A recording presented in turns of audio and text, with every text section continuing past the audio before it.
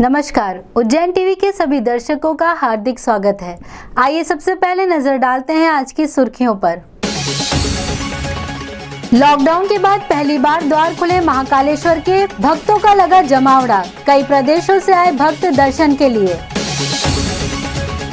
ट्रांसपोर्टरों ने भी अपनाया संघर्ष का रास्ता, काले झंडे दिखाए व 3 सूत्रीय मांगों का ज्ञापन सौंपा कलेक्टर को। करंट लगने से किशोरी मृत, स्ट्रीट लैंप पोस्ट बना मौत की वजह, और नवजात शिशु का मिला शव शिप्रा किनारे। युवा कांग्रेस ने किया महाकाल विस्तारीकरण का विरोध, नारे लगाकर किया प्रदर्शन। और घटिया तहसील के गांव धुलेटिया में मकान विवाद बदला खूनी संघर्ष में 1 दर्जन से ज्यादा व्यक्ति हुए घायल। अब समाचार विस्तार से। कोरोना की दूसरी लहर के बाद पहली बार खुले महाकाल के द्वार, अन्य प्रदेशों व जिलों से आए भारी तादाद में श्रद्धालु। महाकाल के द्वार पर भाई भक्तन की भीड़। कोरोना काल के बाद पहली बार महाकाल मंदिर दर्शनार्थियों हेतु खुला, फलतः भारी मात्रा में भक्तों का आगमन प्रदेश के जिलों के अलावा अन्य प्रदेशों से भी हुआ। उत्तर प्रदेश, हरियाणा, प्रयागराज, दिल्ली व इंदौर के दर्शनार्थियों ने भी महाकाल मंदिर पहुंचकर दर्शन किए। बेंगलोर और गुजरात से सामूहिक रूप से भक्तों का आगमन हुआ। महाकाल दर्शन के लिए आए श्रद्धालुओं ने अपनी भक्ति भावनाएं व्यक्त करते हुए कहा, हम लोग गुजरात से आए, गुजरात से अहमदाबाद से आ गए, हिम्मतनगर से। किस प्रकार से बुकिंग करी थी आपने? हमने तो बुकिंग वैसे तो की नहीं थी, क्योंकि हम आए तब मंदिर बंद था। फिर 1-2 दिन इधर रुके, फिर मालूम पड़ा 28 तारीख को खुलने वाला है। फिर बाबा के दर्शन के बिना जा नहीं सकते थे, इसलिए आने के बाद टिकट लेके दर्शन करने के लिए आ गए। बहुत अच्छे से दर्शन हुए, ज़्यादा भीड़ भाड़ भी नहीं है और मज़ा आया दर्शन करने में, आराम से दर्शन किए सब ने। मैं प्रयागराज से कल सुबह चल के आया यहाँ पे।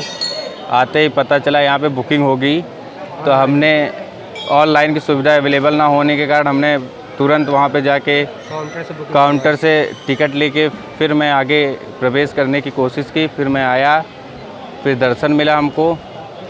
किस प्रकार के दर्शन व्यवस्था है यहाँ पे? दर्शन की व्यवस्था हालांकि कोरोना के समय इस वक्त बहुत अच्छी सुविधा है, जिस तरीके से होनी चाहिए, सोशल डिस्टेंसिंग के साथ हो रही है दर्शन यहाँ पे। कितने जने की टीम है आपकी? हमारी 6 लोगों की टीम है। मैं दिल्ली से आई हूँ, पीतमपुरा। बाबा महाकाल के दर्शन किए, कैसा क्या महसूस हुआ? बहुत अच्छा लग रहा है। काफ़ी टाइम बाद, मतलब काफ़ी टाइम से सोच रहे थे, लेकिन पॉसिबल नहीं हो पाया लॉकडाउन की वजह से, तो अब अच्छा लग रहा है। क्या कुछ मनोकामना रही आप? वो तो मन में है, वो लेकिन काफ़ी कुछ है, और चाहती हूँ कि जो भी महामारी चल रही है उससे सब लोगों को अब निजात मिले, भगवान सब पे अपनी कृपा बनाए। बुकिंग किस तरीके से आपने कराई थी? नहीं, मैंने ऑफलाइन लिया है, यहाँ आके मैंने टिकट खरीदा था और फिर दर्शन किया है। हम लोग 32 मेंबर्स बेंगलुरु से आए हैं और यहाँ पे काउंटर पे टिकट लिया और दर्शन अच्छी तरह से किया। भगवान से यही मन्नत मांगी कि ये कोरोना का जो संक्रमित रोग है वो जल्द से जल्द ख़त्म हो जाए और पूरी दुनिया को शांति मिले। और यहाँ पे आए हम लोग सोमवार को महाकालेश्वर के दर्शन के लिए, यही मांगा कि सबकी ज़िंदगी पहले की तरह हो जाए। उत्तर प्रदेश से आए कानपुर से, और दर्शन तो पूरा कोविड के प्रोटोकॉल से ही हुए हैं। सारा मतलब वैक्सीनेशन का मतलब आपका होना चाहिए और आपके पूरे परमिशन होनी चाहिए, पूरा प्रोटोकॉल फॉलो किया गया है। और बहुत टाइम से आई हुई हूँ मैं यहाँ पे, और आज 28 तारीख है तब खुला है। कम से कम 15-20 दिन से वेट था कि महाकाल खुलें और दर्शन हो, तो महाकाल के दर्शन आज हुए हैं जाके इतने टाइम बाद, तो काफ़ी अच्छा लग रहा है दर्शन करके और यहाँ पे आके। तो इसी वजह से मैं उज्जैन आई कि शायद यहाँ पे हो जाए। मुझे उम्मीद ही नहीं थी खुलेगा, पर बाबा की इतनी रहमत की खुल गया तो फिर दर्शन हो गए। मंदिर पुरोहित महेश पुजारी व संजय पुजारी ने अपनी बात रखते हुए कहा, देखिए, भगवान के दर्शन करना और भगवान की पूजा अर्चना करना ये हमारे लिए आध्यात्मिक ऊर्जा है, और यदि ऊर्जा हमारे में रहेगी तो सभी संकटों का सामना किया जा सकता है। कई दिनों से जो महामारी के कारण मंदिर और ये धर्मस्थल बंद है, इससे जो ऊर्जा की कमी आई है, आज जितने भी भक्त दर्शन बाबा के करेंगे तो ऐसा महसूस होगा कि उनके शरीर में पुनः ऊर्जा, और इस देश के अंदर भी एक आध्यात्मिक ऊर्जा आने से ये महामारी दूर होगी। बाबा के दर्शन चालू हो गए आज से। 28 तारीख है, सोमवार का दिन है, बहुत बाबा का ही दिन है। और व्यवस्था जो है वो भी सब बढ़िया चल रही है। सुबह से लोगों के दर्शन वालों की भक्तों की लाइन भी लगी हुई है और सब वैक्सीनेशन जो लगे हुए हैं उन लोगों को सर्टिफिकेट के साथ में अंदर छोड़ रहे हैं। वो सब ऑनलाइन बुकिंग करा के आए हैं और जिसको ऑफलाइन आए हैं जो वो लोगों को भी यहाँ एंटीजन टेस्ट होगा उनको भी दर्शन के लिए छोड़ दिया जाएगा। इसके अलावा 251 की जो रसीद होती है अपने VIP वो भी यहाँ चालू कर दी है ताकि उसको भी लेके अंदर दर्शन कर सके। सामान्य श्रद्धालुओं के अलावा VIP श्रद्धालुओं की कतार बड़े गणपति मंदिर तक जा पहुंची थी। सारे भक्तगण निर्धारित प्रवेश द्वार से ही आ जा रहे थे और कई श्रद्धालु किन्नरों से भी आशीर्वाद लेते देखे गए। महाकाल मंदिर समिति द्वारा रोग परीक्षण एवं औषधि वितरण केंद्र स्थापित किया गया है, जहां आगंतुकों का स्वास्थ्य परीक्षण किया जा रहा है और दवाएं भी दी जा रही हैं। केंद्र पर नियुक्त चिकित्सक ने केंद्र द्वारा दी जा रही सुविधाओं का ब्यौरा देते हुए बताया। मंदिर के द्वारा यहाँ पे एक चिकित्सा कैंप लगाया गया है जिसमें सामान्य तौर पर सैचुरेशन और टेम्परेचर की जांच की जा रही है। सुबह से कितने श्रद्धालुओं की जांच करें? जी 10 से 15 लोग आए हैं। नहीं कुछ ऐसा मामला आपको? नहीं अभी ऐसा कुछ भी नहीं है और पालन किया जा रहा है यहाँ पर। जांच को लेकर श्रद्धालुओं द्वारा किस तरीके से मतलब कॉपरेट किया जाता है? जी उनको जांच के लिए बताया जा रहा है, जैसे कि यहाँ से अगर किसी को दिक्कत हो रही है, कोई प्रॉब्लम हो रही है, क्योंकि हम प्राथमिक चिकित्सा भी उपलब्ध करवा रहे हैं। केवल कोविड से रिलेटेड चीज़ नहीं है यहाँ पे। हम प्राथमिक तौर पे उनको अगर किसी चीज़ की बीमारी की बुखार है, सर्दी है, खांसी है या दस्त है, कुछ लूज मोशन है, उस टाइप की चीज़ों में हम लोग उसकी दवाई उपलब्ध करवा रहे हैं। इस दौरान कई श्रद्धालु कोविड गाइडलाइन और महाकाल मंदिर समिति के नियमों को ताक में रखकर मंदिर में प्रवेश कर गए और कुछ लोग मंदिर के बाहर भी बिना मास्क के देखे गए। इसके बाद उज्जैन आलोट सीट से बीजेपी सांसद अनिल फिरोजिया ने मास्क मंगवाकर श्रद्धालु और आम लोगों में बांटे, लेकिन जब सांसद द्वारा लगातार कहे जाने के बाद भी कई लोग मास्क नहीं लगा रहे थे तो उन्होंने लोगों के न सिर्फ हाथ जोड़े बल्कि श्रद्धालुओं के पैर भी पड़े। उधर आज दर्शन शुरू होते ही एक स्थानीय भारतीय जनता पार्टी नेता सिक्योरिटी गार्ड से गेट नंबर 4 पर विवाद करने लगा। नेता ने मंदिर के कर्मचारियों से अभद्रता भी की। दूसरी लहर शुरू होते ही 9 अप्रैल को मंदिर श्रद्धालुओं के लिए बंद कर दिया गया था। इसके बाद आज महाकाल मंदिर श्रद्धालुओं के लिए खोला गया है। महाकाल मंदिर के दर्शन के लिए उच्च शिक्षा मंत्री मोहन यादव सहित अन्य नेता भी पहुँचे। कोरोना महामारी की दूसरी लहर के बाद आज 80 दिन बाद बाबा महाकाल के पद खुले जो आम श्रद्धालुओं के दर्शन के लिए। यहाँ पे 7 श्राद्ध में लोगों की दर्शन की व्यवस्था की गई है। प्रथम श्राद्ध में 500 व्यक्ति को दर्शन हो रहे। इस प्रकार कुल एक दिन में लोगों को 3,500 लोगों को दर्शन हो गए। उज्जैन ट्रांसपोर्टेशन एसोसिएशन ने अपने 3 सूत्रीय मांगों का ज्ञापन सौंपा कलेक्टर को और काले झंडे भी दिखाए। अपनी 3 सूत्रीय मांगों को लेकर ट्रांसपोर्ट एसोसिएशन उज्जैन ने जिलाधीश को ज्ञापन दिया, जिसमें डीजल दामों में कमी, बिल पूर्व की तरह हो तथा लोन की किस्तों को भरने के लिए 6 माह का समय दिया जाए। मांगों को लेकर संगठन के अध्यक्ष सौरभ जैन ने कहा, मांगे पूरी नहीं होने पर लंबी हड़ताल पर जाया जा सकता है। उसमें सबसे पहली मांग हमारी है डीजल की जिस तरीके से बढ़ोतरी हो रही है उस तरीके से हमारा व्यवसाय चलाना असंभव हो गया है, क्योंकि इस साल रिकॉर्ड बढ़ोतरी हुई है डीजल के अंदर। दूसरी हमारी मांग है ई-वे बिल का जो समय पहले था, तो एक दिन 100 किलोमीटर का 24 घंटे वही समय वापस किया जाए। जो आज उन्होंने समय कम करा उस हिसाब से ना तो हमारे प्रदेश की ना देश की रोड है और ना उस तरीके का सिस्टम हमारे देश में है, इसलिए उसको वापस किया जाए। तीसरी हमारी जो मांग है कि हमारी गाड़ियाँ इस साल लॉकडाउन में 6-6 महीने खड़ी रही है, तो हम गवर्नमेंट से किसी बात की राहत नहीं मांगते, केवल हम ये मांगते हैं कि हमारा जो समय है उसको 6-6 महीने आगे बढ़ा दिया जाए, जिससे कि हमारा व्यापार सुगमता के साथ हो सके। इस संबंध में उज्जैन ट्रांसपोर्टेशन अध्यक्ष अश्विन नरूला ने कहा, आज उज्जैन दोनों ट्रांसपोर्ट एसोसिएशनों द्वारा all India motor transport Congress आह्वान नई दिल्ली के उस पर ब्लैक डे मनाया गया है, जिसमें कलेक्टर साहब के द्वारा प्रधानमंत्री जी के नाम ज्ञापन दिया गया है। डेली की मूल्य वृद्धि, ई-वे बिल में समय अवधि बढ़ाने के लिए और भी जो कुछ हमारी मुख्य मांगे हैं वो उसमें हमने ज्ञापन में दी गई हैं। आज भी हमारा व्यवसाय बाज़ार से समाप्त हो चुका है। डीजल वृद्धि रोज़ हो रही है और किराए कम से कम 3 से 4 साल पुराने चल रहे हैं। उसके वजह से ट्रक वाले का चलना बहुत मुश्किल हो गया है। ट्रक वाले तो वैसे ही खड़े हो जाएंगे, स्ट्राइक हमें करने की ज़रूरत ही नहीं पड़ेगी, अपने आप ही धीरे धीरे ट्रक थम रहे हैं। तो प्रधानमंत्री जी से निवेदन किया गया है के इस समस्याओं पर ध्यान दें। बिजली के खंभे के स्पर्श मात्र से 14 वर्षीय बालिका की हुई मृत्यु और नवजात का शव मिला शिप्रा किनारे। थाना जीवाजीगंज अंतर्गत जूना सोमवारिया क्षेत्र में गंगा नामक एक किशोरी की बिजली के खंभे से करंट लगने से मृत्यु हो गई। गंगा दूध लेकर आ रही थी कि उसे बिजली के खंभे से करंट लगा। घटना की जानकारी देते हुए जीवाजीगंज थाने के प्रधान आरक्षक रविंद्र ने बताया, जूना सोमवारिया में गंगा नाम की लड़की थी जिसे बिजली के खंभे से टच होने से करंट लगा था, जिसकी मृत्यु हो गई है। ये दूध लेने गई थी, वहाँ से आते समय खंभे से हाथ टच हो गया, मृत्यु हो गई। कितने उम्र? 14 वर्ष। घटना के संबंध में क्षेत्रीय रहवासी इमरान ने बताया कि खंभे के कारण पूर्व में भी कई घटनाएं हो चुकी हैं और शिकायत करने के बाद भी कोई निराकरण नहीं किया गया। हमने कितनी बार बिजली विभाग को शिकायत करी, पहले भी 2 सुअर चिपक गए, गाय चिपक गई, एक बच्चे को डंडे से पहले भी हेड़ा था तो बच गया। उसके कारण इसका भाई, मैं काम करता था बेकरी पे, वहाँ से इसको पता पड़ा तो भगता हुआ आया। इनने खुद ने डंडे उससे पाइप से दूर धक्का देके उसको दूर करी ने, फिर ये लेके भागा गोदी में। इसी तरह सुनहरी घाट पर एक नवजात शिशु की लाश मिली, जिसे पोस्टमार्टम हेतु सिविल अस्पताल लाने वाले सब इंस्पेक्टर अंकित धनोदा थाना जीवाजीगंज ने बताया। आज सूचना मिली थी कि सुनहरी घाट पर एक नवजात शिशु की लाश बहती हुई मिली थी, जिसका पीएम करवाने हेतु सीएच में लेके आया है और अभी उसके बारे में पीएम करवाने के बाद जांच जारी है। अभी क्या प्रथम दृष्टया क्या लग गया है? प्रथम दृष्टया अभी कुछ कहना मुश्किल है, पीएम रिपोर्ट के बाद ही इसका स्पष्ट हो पाएगा कि कैसा क्या था।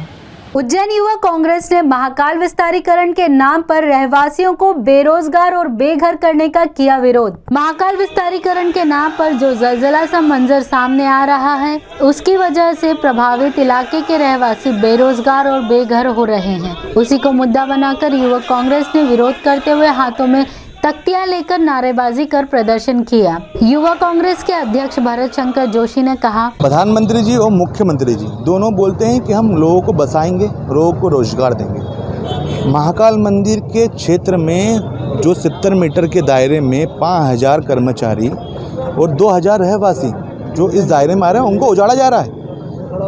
कोरोना काल से लोग उभरे ही नहीं हैं, उसके पहले उनका आशाएं छीने जा रहे हैं। ये समझ में आता है एक प्रशासन की नीति। यहाँ के स्थानीय लोगों को बिना ट्रस्ट में लिए, बिना बात करे उनको उजाड़ने का एक घिनौना काम करी सरकार। उसका विरोध यहाँ का रहवासी और व्यापारी संगठन करता है। आज हमने एकत्रित होकर सारे हमारे जो मोहल्ले गलियों के लोग हैं उनसे बात करी, उनने इसका विरोध किया। इस चक्कर में आज एक रैली के रूप में एक स्वयंभू रैली बन गई। लोग का इतना विरोध है, आप बिना कुछ करे ही रैली के रूप में लोग बाहर आ गए विरोध करने के लिए।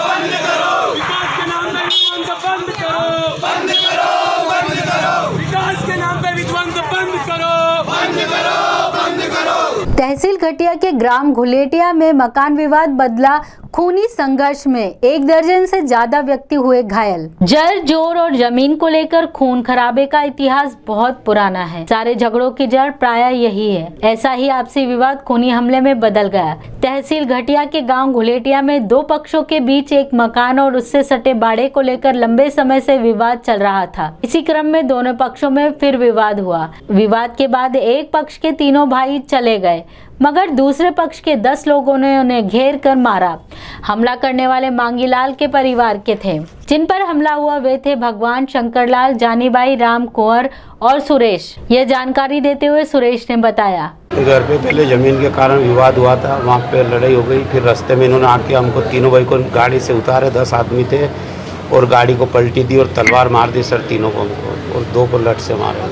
ये कब का आगे बोल रहे हैं कि कोई विवाद भी हुआ सुबह आपको? ये 9 बजे की घटना है सर। किस मामले को लेकर विवाद? ये ज़मीन में विवाद। कितने बीघा ज़मीन का मामला है? सर ज़मीन अपनी है, वो तो वहाँ पे अपने नाम से भी अपने बाड़ा है अपना, इनका कुछ भी नहीं है वहाँ। पर ये परिवार ज़्यादा है और ये लोग ज़्यादा है तो हमको मार कूट के हमेशा डराते रहते हैं। दूसरी तरफ बालाराम जायसवाल ने बताया कि हमने मकान अनुमति लेकर बनाया, सामने वाले उस पर बलात् कब्जा करने की नीयत रखकर विवाद करते हैं। हाल में भी उन्होंने घर में सोए हुए लोगों पर हमला किया। आज हम सब परिवार रिश्तेदार कोई भी नहीं थे घर पे सर। इनके साथ 8 इंसान 9 इंसान के साथ दुर्घटना करी। घर में आते कोई सोया था, उसके ऊपर लाठी चलाई, तलवारें चलाई, जबर जिना आके मार के ने ये कब्जा करने के लिए। कितने गरीब मार्केट नाम क्या?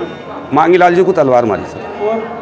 सामू भाई को लट्ठी मारी। वो मैं तो नहीं था सर मौके पर, वो जो भी है कौन लोग थे? वो जो ये सुरेश पटेल, इसके बाद भगवान सिंह, शंकर लाल। इसके पहले कोई समझौता भी आपका हुआ था किन बातों पे पहले? अभी कोई समझौता नहीं, मकान बन गया सर, अनुमति दे दी, सीओ साहब ने दे दी, कलेक्टर साहब ने भी दी थी अनुमति, 3 महीने पहले ही मकान बनाया सर। आज ये घटना हुई कि पीछा कब्जा करने के लिए आ रहे थे। सूने मकान पर चोरों ने किया हाथ साफ, नकदी और सामान हुआ चोरी। चिमनगंज मंडी थाना पुलिस ने बताया कि गणेश टेकरी पर रहने वाले पवन मारू अपने परिवार के साथ महिदपुर के ग्राम माऊखेड़ी स्थित अपने ससुराल गए थे। इस दौरान उनका घर सूना पड़ा हुआ था। मौका पाकर अज्ञात बदमाश घर का ताला तोड़कर अंदर घुसा और वहां रखी अलमारी से उसने 90,000 रुपए नकदी और सोने की चेन, अंगूठी, हार और अन्य जेवर चुरा लिए। आज सुबह जब पवन अपने परिवार के साथ घर लौटा तो ताला टूटा हुआ था और अलमारी खुली पड़ी थी। उसमें रखे नकदी, रुपए सहित जेवर गायब थे। तत्काल पुलिस को सूचना दी गई, जिस पर पुलिस टीम मौके पर आ गई और जांच शुरू कर दी। इस संबंध में एएसपी अमरेंद्र सिंह ने कहा, थाना चिमनगंज के अंतर्गत पटेल नगर के पास में एक परिवार था जो लगभग 2-3 दिन से बाहर गया हुआ था। आज जब सुबह परिवार आया है तो उसमें दरवाज़ा टूटा हुआ था और उसमें कुछ सोने, चांदी और कुछ नकदी भी चोरी हुई है। पुलिस ने इस पूरे मामले में नकबजनी का अपराध दर्ज किया है और जो अज्ञात आरोपी हैं उनकी तलाश और पतासाजी की जा रही है। मध्य प्रदेश कर्मचारी संघ के द्विवर्षीय सम्मेलन के बाद संघ की कार्यकारिणी के चुनाव हुए संपन्न। मध्य प्रदेश राज्य कर्मचारी संघ जिला शाखा उज्जैन के द्विवर्षीय चुनाव संपन्न हुए। निर्वाचन प्रक्रिया एवं चुनाव परिणाम की जानकारी देते हुए निर्वाचन अधिकारी गौरव सोनी प्रदेश प्रवक्ता ने बताया, आज निर्वाचन प्रक्रिया के दौरान जिले की समस्त 8 तहसीलों एवं ब्लॉक से निर्वाचन प्रक्रिया के दौरान हमारे पैनल प्राप्त की गई। पैनल में 16 पैनल में से 16 में ही अध्यक्ष, सचिव, कोषाध्यक्ष के लिए जो नाम प्रस्तावित आए हैं उनका हमारे द्वारा निर्वाचन प्रक्रिया के दौरान घोषणा की गई एवं उन्हें निर्वाचित घोषित किया गया। निर्वाचन पश्चात नवनिर्वाचित सचिव दिलीप चौहान ने अपनी भावी रीति नीति को स्पष्ट करते हुए कहा, सभी अध्यक्ष के रूप में मनोहर गिरी जी को चुना गया और सचिव में मुझे दिलीप चौहान को चुना गया। वहीं कोषाध्यक्ष के लिए संजय सिंह सिसोदिया जी का नाम चुना गया। आज जो ये कार्यकारिणी की घोषणा हुई है, अब हम अपनी पूरी टीम बनाकर उज्जैन शहर ही मध्य प्रदेश के 52 विभागों के कर्मचारी हमारे संगठन के सदस्य हैं। उनके अधिकार के लिए, उनकी मांगों के लिए हम प्रदेश सरकार से निरंतर लड़ेंगे। ये हमारा आगे का प्रयास होगा। आइए अब एक नजर डालते हैं वैधशाला से प्राप्त मौसम के आंकड़ों पर।